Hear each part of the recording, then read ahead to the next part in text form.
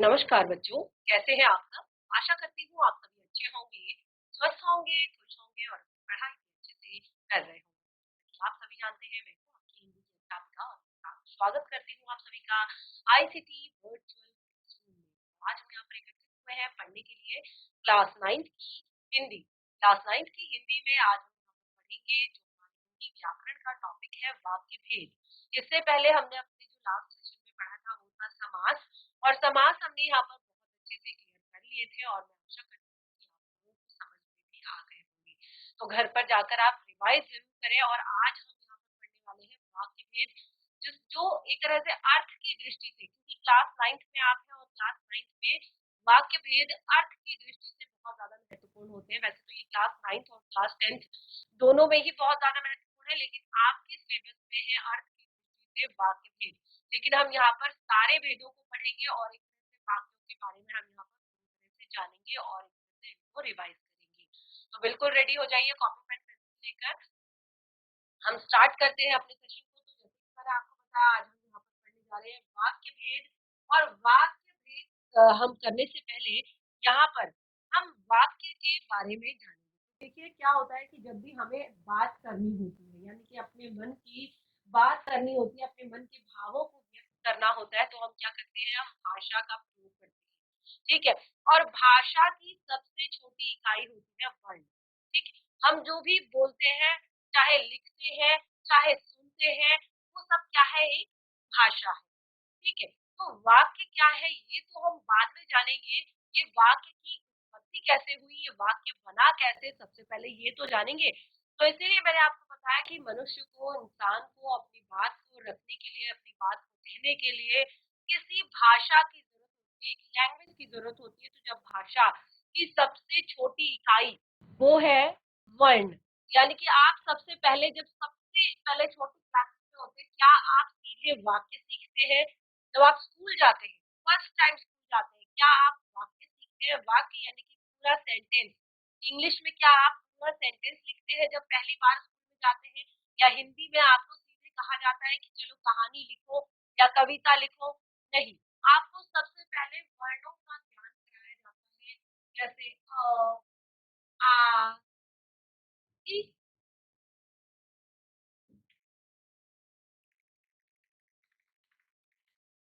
ई, और इसी तरह से ख, ग। ठीक है। तो सबसे पहले आपको सिखाया जाता है वर्णों का ज्ञान। ठीक है। तो वर्णों का ज्ञान ज्ञान करने के बाद, यानी कि जब आप उच्चारण करते हैं, ये वर्ण होते क्या है? ये वर्ण होते हैं एक विशेष प्रकार की ध्वनियां। ठीक है। ये वर्ण क्या है? ये एक विशेष प्रकार की ध्वनि चिन्ह है। जैसे हम छोटा बच्चा होता है ना, छोटा सा बच्चा होता है, क्या वो शुरुआत में ही मम्मा पापा बोल देता है? क्या शुरुआत में ही वो लंबी लंबी लाइनें कि मैंने खाना खा लिया, मैं बाहर खेलने जा रहा हूँ, ऐसा तो नहीं बोलता छोटा बच्चा। जब वो बोलना सीखता है तो सबसे पहले वो मुख से कुछ ध्वनियां निकालता है। ठीक है। मुख से कुछ ध्वनियां निकालता है। तो मैंने जैसे कहा, भाषा की सबसे छोटी इकाई है वर्ण। तो मुख से जो वो ध्वनियां निकालता है, वही ध्वनियां क्या है, वर्ण है। उन्हीं ध्वनि चिन्हों को वर्ण कहा जाता है। अब जैसे अगर उसको मम्मा बोलना है तो वो क्या करता है, पहले म म म का स्वर निकालता है। कभी वो आ बोलता है, कभी वो ता बोलता है, आपने देखा होगा। कभी दा, कभी पा। ठीक है। तो वो कुछ ध्वनियां अपने मुख से निकालता है और उन्हीं ध्वनियों का जो लिखित है, और वो है आपका वर्ण। ठीक है। तो वर्णों को जब हम सार्थक क्रम में लिख देते हैं, जैसे अ, त, र, क, अदरक। ठीक है। अब मैं इसी को र, क, अ, द लिख दूं तो क्या आपको समझ आएगा? नहीं समझ में आएगा। वर्णों का सार्थक क्रम, यानी कि जब हम वर्णों को सार्थक क्रम में लिखते हैं, सार्थक यानी कि जिसका पूरा पूरा अर्थ निकलता हो, जिसका अर्थ आपको समझ में आ रहा हो। ठीक है। जैसे आप स्कूल जाते हैं, जैसे मैंने आपको बताया कि सबसे पहले हमें वर्ण सिखाए जाते हैं, उसके बाद हमें इस तरह से वर्णों को जोड़ना सिखाया जाता है। जैसे घ, र, घर, च, ल, चल, ड, र, डर, म, त, मत। ठीक है, दो वर्ण वाले इस तरह से शब्द पहले हमें लिखने सिखाए। फिर हमें इस तरह से तीन वर्ड वाले, जैसे म, ह, ल, महल, क, ल, म, कलम। ठीक है, उसके बाद इस तरह से तीन शब्द वाले, जैसे चार शब्द वाले अदरक, वन। ठीक है, उसके बाद शुरू होती है मात्राएं, वर्णों की मात्राएं। ठीक है, अब जैसे अ की मात्रा या आ की मात्रा, जैसे मैंने यहाँ पे कलम लिखा, तो क, म, ल, कमल मैंने यहाँ पर लिखा। और अगर मैं यहाँ पर आ की मात्रा लगा दूं तो ये हो जाएगा कमला। ठीक है, ऐसे ही कमला। ई की मात्रा, ऊ की मात्रा। तो हम शुरुआत कहाँ से करते हैं? हम शुरुआत करते हैं वर्ण, वर्ण के बाद शब्द से। और देखिए, जब मैंने आपकी क्लास में हिंदी व्याकरण स्टार्ट किया था, देखिए ये तो हमारा सेशन एंड हो रहा है। अब आप लोग एग्जाम देंगे, उसके बाद आप क्लास 10th में जाएंगे। तो ये सेशन एंड जो हमारा हो रहा है, यहाँ पर हम ये रिवाइज कर रहे हैं। वरना मैंने शुरुआत में आपको सबसे पहले वर्ण क्या होते हैं, हिंदी भाषा में टोटल कितने वर्ण होते हैं, और उसके बाद शब्द क्या होते हैं, शब्द भेद कितने होते हैं, ये सारी चीजें हमने पढ़ी है। तो देखिए, वाक्य भी हमने पढ़े हैं, वाक्य भेद भी हमने पढ़े हैं, लेकिन यहाँ पर वाक्य जो है आपके एग्जाम का एक महत्वपूर्ण पार्ट है, तो इसको हम रिवाइज कर रहे हैं। तो जैसे मैंने आपको बताया कि वर्णों का सार्थक क्रम शब्द कहलाता है, ऐसे ही जो हमारे शब्द होते हैं। ठीक है, मैंने कहा वर्णों का सार्थक क्रम शब्द कहलाता है, और शब्दों को सार्थक एवं व्यवस्थित क्रम में लिखना ही वाक्य कहलाता है। यानी कि शब्द को जब आप सार्थक और व्यवस्थित क्रम में लिखेंगे तो वही क्या कहलाता है, वाक्य कहलाता है। अब देखिए, जैसे मैंने यहाँ पर अलग अलग लिखा है, ध्यान से देखिएगा, अलग अलग लिखा है। घर घर, चल चल, डर डर, मत मत। अगर मैं सब एक साथ बोलूं इसे, घर चल डर मत, एक वाक्य बन गया। और ऐसे छोटे छोटे वाक्य सबसे पहले हमें सिखाए जाते हैं। ठीक है, तो ये कैसा है एक वाक्य? मैंने कहा कि शब्दों का सार्थक एवं व्यवस्थित क्रम वर्ण कहलाता है। जब शब्दों को सार्थक क्रम में, सार्थक यानी कि जिसका पूरा पूरा अर्थ निकलता हो, साफ पता चल रहा है, हर चल डर मत। ठीक है, अगर इसी को मैं इधर उधर लिख दूं तो फिर क्या होगा, कंफ्यूजन हो जाएगा। तो वर्णों का सार्थक एवं व्यवस्थित क्रम शब्द आप शब्द जो है वो शब्द कहलाता है, और शब्दों का ही सार्थक और व्यवस्थित क्रम क्या कहलाता है, वाक्य कहलाता है। ठीक है, अब देखिए यहाँ पर जो वाक्य होते हैं वो किस किस चीज से बनते हैं, मैंने यहाँ पर आपको बताया। वाक्य क्या है, एक तरह से यहाँ पर परिभाषा लिख देते हैं सबसे पहले वाक्य की। वाक्य की परिभाषा, तो क्या बताया मैंने वाक्य की परिभाषा में, सार्थक, सार्थक शब्दों का, नोट कीजिए इसे, सार्थक शब्दों का, सार्थक शब्दों का ऐसा व्यवस्थित क्रम, ऐसा व्यवस्थित क्रम, सार्थक शब्दों का ऐसा व्यवस्थित क्रम जो पूरा अर्थ या आशय, ठीक है, पूरा अर्थ या आशय प्रकट करता हो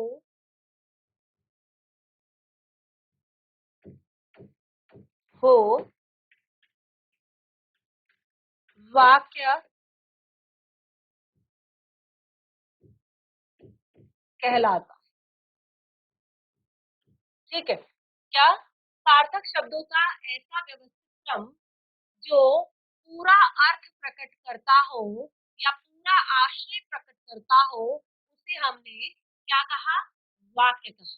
क्या कहलाता है, वाक्य कहलाता है। तो अभी मैंने यहाँ पर आपको क्या बताया कि वाक्य किस किस चीज से मिलकर बनता है। देखिए, यहाँ पर कुछ पॉइंट्स हैं जो लिखे, जो मैं यहाँ पर आपको बताऊंगी। अतः वाक्य क्या है, ठीक है। अतः वाक्य,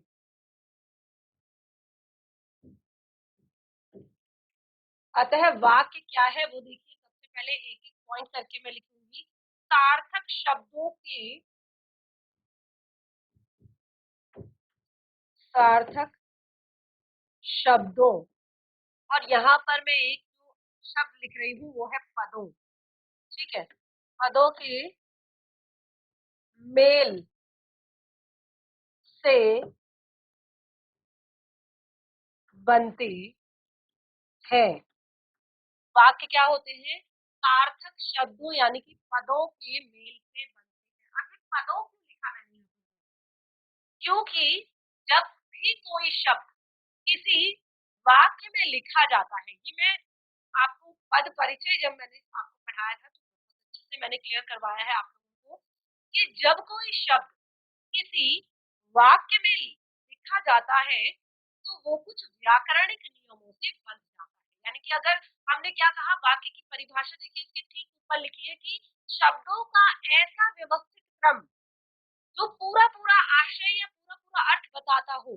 तो यानी कि कुछ ना कुछ तो चीजें वहां पर बैलेंस की गई होंगी कि ये यहाँ पर रहेगा, ये यहाँ पर रहेगा, ये यहाँ पर रहेगा, ये यहाँ पर रहेगा। तो वही है कि जब कोई शब्द किसी वाक्य में प्रयोग किया जाता है तो वो कुछ व्याकरणिक नियमों से बंध जाता है, और व्याकरणिक नियमों से बंधा हुआ शब्द ही पद कहलाता है। जो व्याकरणिक नियमों से बन जाता है शब्द वही पद कहलाता है। तो इसीलिए मैंने यहाँ पर सार्थक पदों, शब्दों के साथ साथ ब्रैकेट में पदों भी लिखा है, क्योंकि अब वो क्या हो गया है, पद बन गया है। अब वो एक देखिए, एक पूरा वाक्य है, उसमें संज्ञा भी हो सकता है, सर्वनाम भी हो सकता है, क्रिया भी हो सकता है, विशेषण भी हो सकता है, क्रिया विशेषण भी हो सकता है, ठीक है। संबंध बोधक शब्द भी हो सकता है, समुच्चय बोधक शब्द भी हो सकता है, विस्मय आदि बोधक शब्द भी हो सकता है, ठीक है। तो यही जो चीजें हैं जो मैं यहाँ पर आपको बोल रही हूँ, यही है आपके व्याकरणिक नियम। यानी कि फिर व्याकरण में अगर वो शब्द संज्ञा है तो संज्ञा कौन सी है, अगर सर्वनाम है तो सर्वनाम कौन सा है, अगर क्रिया है तो कौन सा भेद है, ठीक है। ये सारी चीजें फिर आपकी बताई जाती है और उसी को कहते हैं पद परिचय। यानी कि एक पद का पूर्ण व्याकरणिक परिचय देना पद परिचय कहलाता है। ये मैंने आपको पढ़ा। तो यहाँ पर हम कह रहे हैं अतः वाक्य क्या है, तो अतः वाक्य है सार्थक पदों के मेल से बनते हैं, पूर्ण और स्वतंत्र होते हैं, पूर्ण और स्वतंत्र होते हैं, ठीक है। अगला है वक्ता की, वक्ता की कही बातों का आशय स्पष्ट करते हैं। यानी कि व्यक्ति क्या बोलना चाह रहा है उस बात को स्पष्ट करते हैं। तो आपने देखा होगा अभी मैं यहाँ पर आपको अर्थ की दृष्टि से, तो उसमें कुछ आपके चिन्ह भी होंगे। जैसे मैंने कहा कि ये शब्द के अंत में आपका प्रश्न सूचक चिन्ह लगा हुआ है, तो यहाँ पर बोध होता है कि प्रश्न पूछा जा रहा है, तुम्हारा नाम क्या है। तो वाक्य के अंत में अगर प्रश्न सूचक चिन्ह लगाया जाएगा, प्रश्न पूछे जाने का बोध हो रहा है, ये हमें समझ में आ जाएगा। यानी कि हमें वाक्य का पूरा पूरा आशय जो है स्पष्ट हो जाएगा कि क्या कहने की कोशिश की जा रही है, ठीक है। तो देखिए, सार्थक शब्दों और पदों के मेल से बनते हैं और स्वतंत्र होते हैं, वक्ता की बातों का आशय स्पष्ट करते हैं, और शब्दों को या शब्दों का, कि जो मैंने आपको बताया था, शब्दों का एक निश्चित, शब्दों का एक निश्चित क्रम रखते हैं, शब्दों का एक निश्चित क्रम रखते हैं। हिंदी हिंदी के वाक्यों हिंदी के वाक्यों का पदक्रम इस तरह होता है। जो हिंदी के वाक्य है उनका जो पदक्रम होता है वो इस तरह का होता है। कैसा? अब आप यहाँ पर देखिए, सबसे पहले मैंने क्या बताया? कर्ता।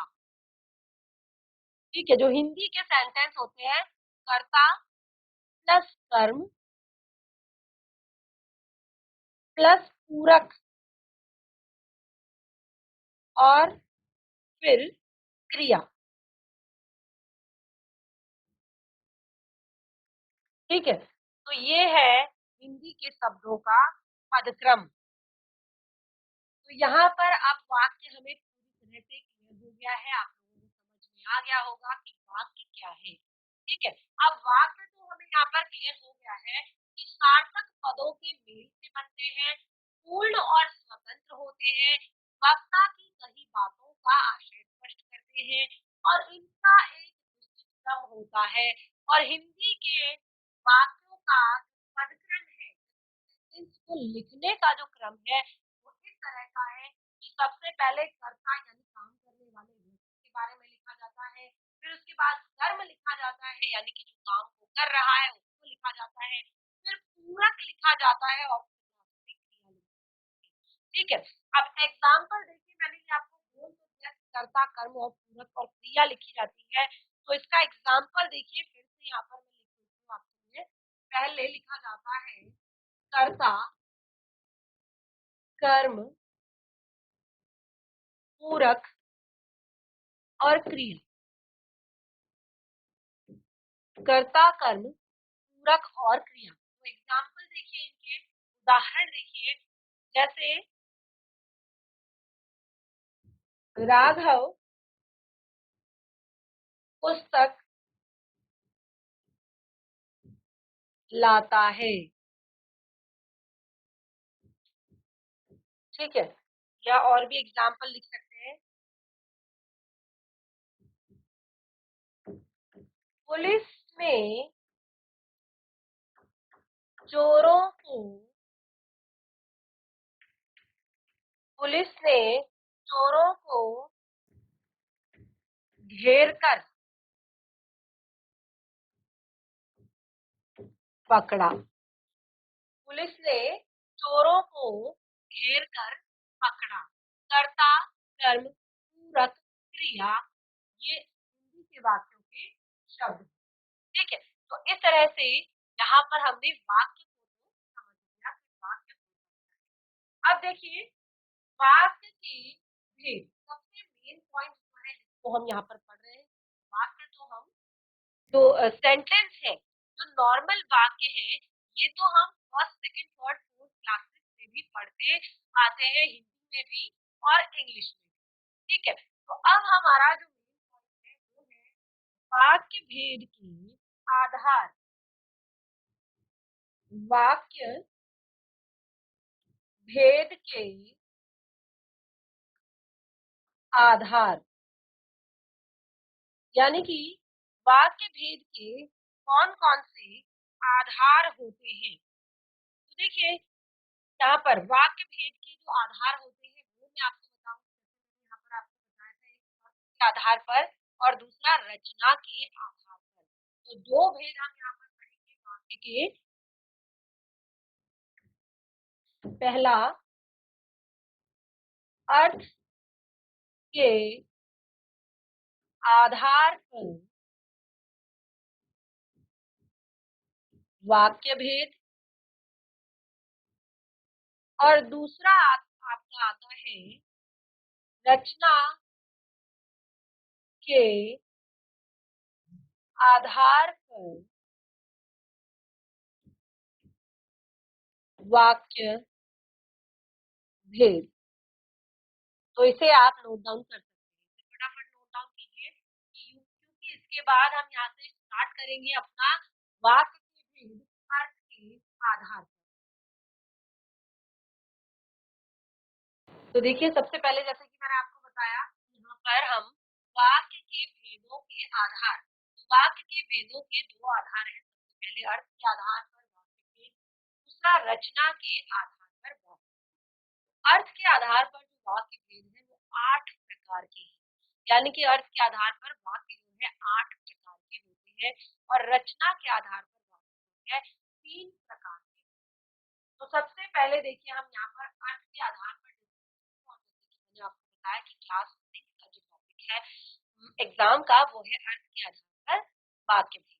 और क्लास 10th में भी ये कहीं कहीं पर आता है। लास्ट पेपर जो है देखे थे, जो सैंपल पेपर है उनमें हमने देखा कि आपके ये जो चीजें हैं और शब्द भेद, आप शब्द भेद को भी जरूर पढ़िएगा। शब्द भेद जो है वो भी आपके एग्जाम का एक पार्ट है। तो यहाँ पर सबसे पहले हम लिखेंगे अर्थ के आधार पर वाक्य। अर्थ के आधार पर वाक्य भेद। अर्थ के आधार पर वाक्य भेद, तो अर्थ के आधार पर वाक्य वो मैं आपको यहाँ पर बताऊंगी। तो अर्थ के आधार पर वाक्यों के भेद जो है वो 8 प्रकार के, ठीक है, 8 प्रकार के होते हैं। तो एक एक करके अब यहाँ पर सबको अच्छे से पढ़ेंगे, समझेंगे विद एग्जाम्पल्स के साथ। सबसे पहला वो आपका वाक्य भेद है अर्थ के आधार पर, वो है विधान वाचक वाक्य। विधान वाचक वाक्य क्या होते हैं? विधान वाचक वाक्य। तो देखिए विधान वाचक वाक्य जो होते हैं ये क्या होते हैं? जिन वाक्यों में क्रिया का एक तरह से सामान्य रूप से क्रिया को करना बताया जाता है, सामान्य रूप से करने या होने का सामान्य कथन होता है। ठीक है, अब जहाँ पर क्रिया हो रही है कह के सामान्य कथन होता है क्रिया। ठीक है, तो उसको लिख लेते हैं एक बार, फिर एग्जाम्पल से समझेंगे। जिन वाक्यों में जिन वाक्यों में क्रिया के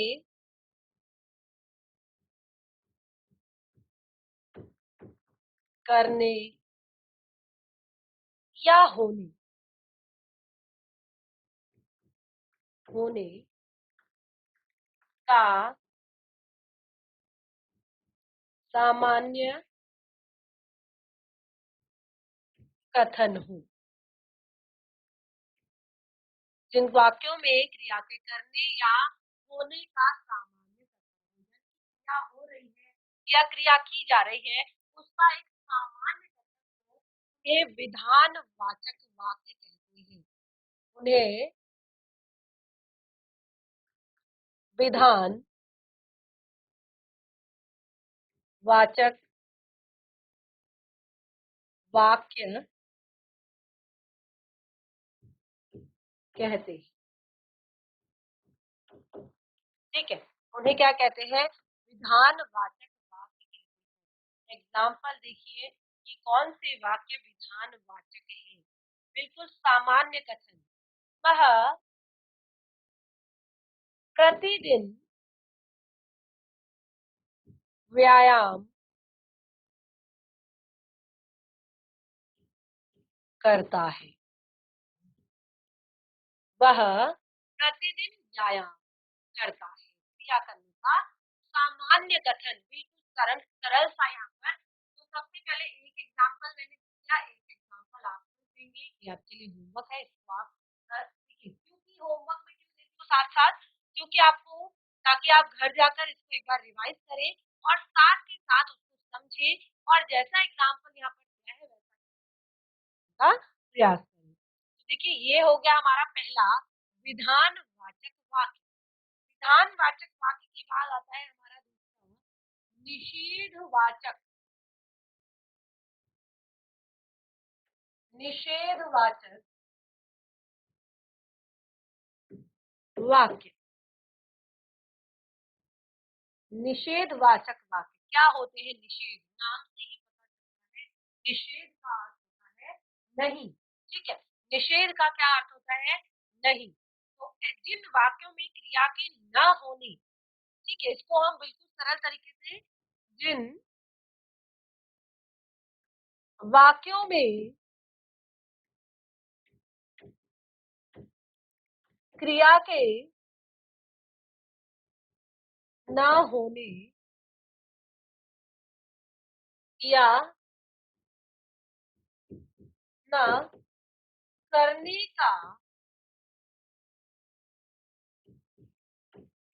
बोध होता है, उन्हें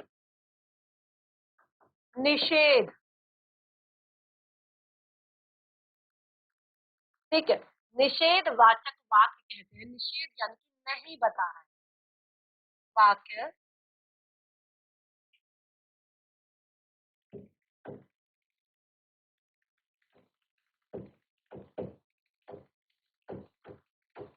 कहते हैं।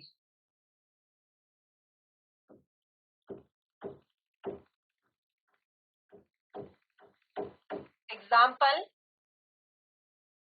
उदाहरण भी लिखिएगा।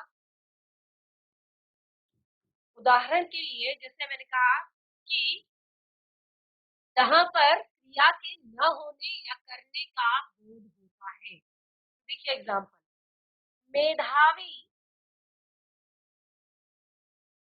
छात्र परीक्षा में नकल नहीं करते। मेधावी छात्र परीक्षा में नकल नहीं करते, ठीक है। तो मेधावी छात्र होते हैं तो परीक्षा में नकल नहीं करते। तो इस तरह से हमने यहाँ पर वाक्य भेद, अर्थ के आधार पर दो भेद हमने यहाँ पर पढ़ लिए हैं। मैंने आपको 8 भेद बताए हैं, तो 2 भेदों को हमने पढ़ लिया है। और घर पर आज आप इसको थोड़ा रिवाइज करेंगे जो पढ़ाया है, यानी कि वाक्य किसे कहते हैं और वाक्य के कितने भेद होते हैं और वाक्य में क्या क्या चीजें होती है, किस तरह से वाक्य बनता है, ये सारी चीजें मैंने आपको बता दी है। तो इसे घर पर एक बार जरूर रिवाइज करें। तो इस तरह से हमारा आज का सेशन जो है वो यहीं से समाप्त होता है। हम मिलेंगे अपने नेक्स्ट सेशन में, तब तक के लिए धन्यवाद। आपका दिन शुभ।